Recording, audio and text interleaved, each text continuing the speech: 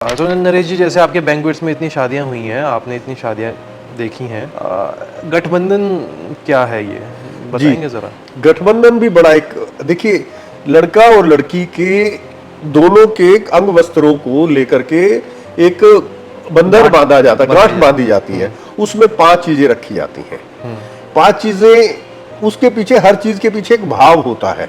गठबंधन को जोड़ने का एक भाव है कि अब से आप लोग इस तरीके से जुड़ रहे हैं। उसमें पहली चीज रखी जाती है एक सिक्का।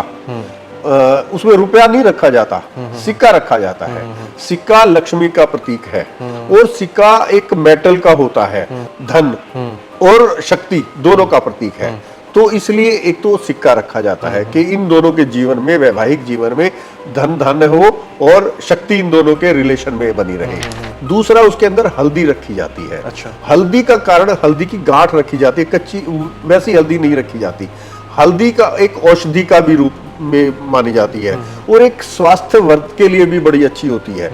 तो उनके ये उनके अच्छे स्वास्थ्य की अच्छे कामना करी जाती है और उनके रिलेशन इसी तरह से प्रफुल्लित हो, इसी तरह से पीले रहे, इसी तरह से सुखी वैवाहिक जीवन हो, इसलिए हल्दी रखने का अभिप्राय है। उसके उसमें एक दूब रखी जाती है। दूब एक प्रकार की घास होती है जो कभी नहीं सूखती। यदि वो सफेद भी हो जाए तो उसे पानी में डाल दिया जाए तो फिर वो दोबारा से हरी हो जाती है। तो उसके पीछे भाव ये होता है, इनके जो रिलेशन है, इनका जो वो है, किसी कारण कोई तकलीफ आती है तो वो फिर से जरा सा उसके पानी सिंचाई करो, तो जरा से प्यार की सिंचाई करो तो वो दोबारा से फिर से हरा हो जाए। अच्छा। अक्षत डाला जाता है। अक्षत यानी चावल। चावल को कभी भी किसी पूजा में चावल नहीं कहा जाता, अक्षत कहा जाता है। यानी कि अन्न का कभी क्षय ना हो, तो चावल उसका प्रतीक है, अक्षत कहा जाता है। एक उसके अंदर पुष्प डाले जाते हैं। 5वीं चीज होती है पुष्प।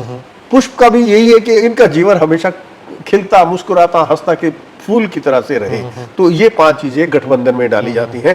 तो इसके पीछे उनके इस सौभाग्य की कल्पना के लिए कि इनका जीवन जो आज से स्टार्ट कर रहे हैं, ये इस तरह से हंसता, खिलखिलाता, मुस्कुराता रहे।